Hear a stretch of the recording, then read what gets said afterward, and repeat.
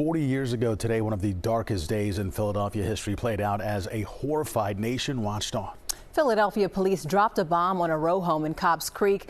The resulting fire was allowed to rage out of control and spread to dozens of homes. 11 people were killed, including 5 children. The decision to drop the bomb came after years of escalating conflict between neighbors, the city, and the Black liberation group MOVE. Chief investigative reporter Joe Holden returns to the neighborhood to hear from those who were there. How you doing? I'll come see you in a minute. Mike Africa is a popular guy. Greeting Osage Avenue neighbors he's known his whole life. But away from the smiles and hugs, Africa is tense. I don't like coming here.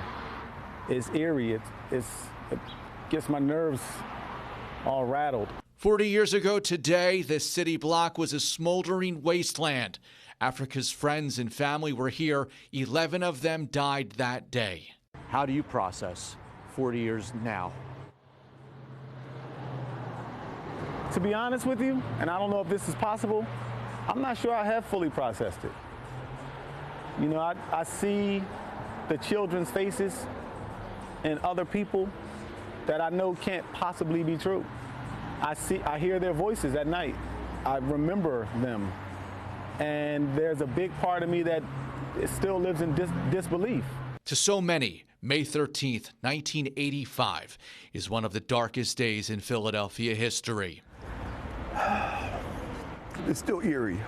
You know, when I see Osage Avenue, it just all comes back.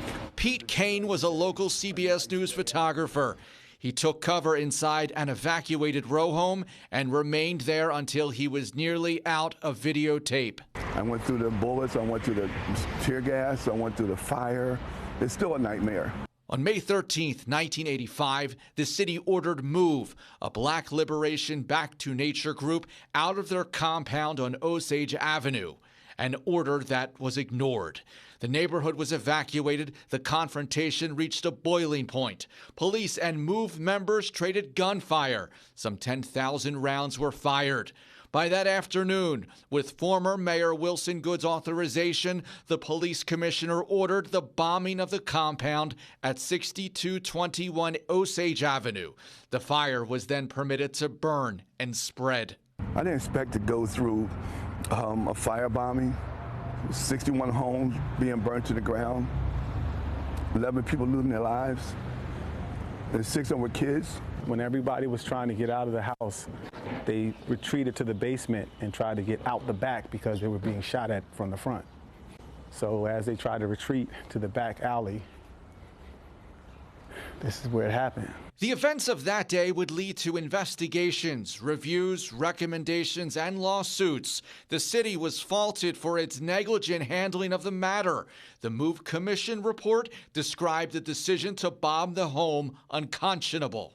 And I regret that it happened on my watch. Former Philadelphia Mayor Wilson Good wasn't available for an on-camera interview, but spoke to me by phone. I think that the dropping of the device was bad, but I think that the worst part of it was letting the fire burn when they knew that there were children in the house.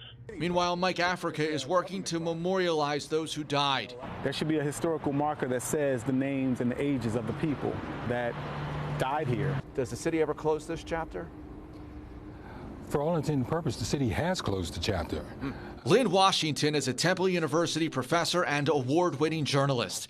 He says the city has fumbled making things right despite recent resolutions just last week by City Council memorializing May 13th. The lesson is that when issues come up, when problems are there, we have to address them because they're not going to go away. There's a lot of people that still feel bitter about what happened. I don't know if I'll ever be able to fully accept what happened.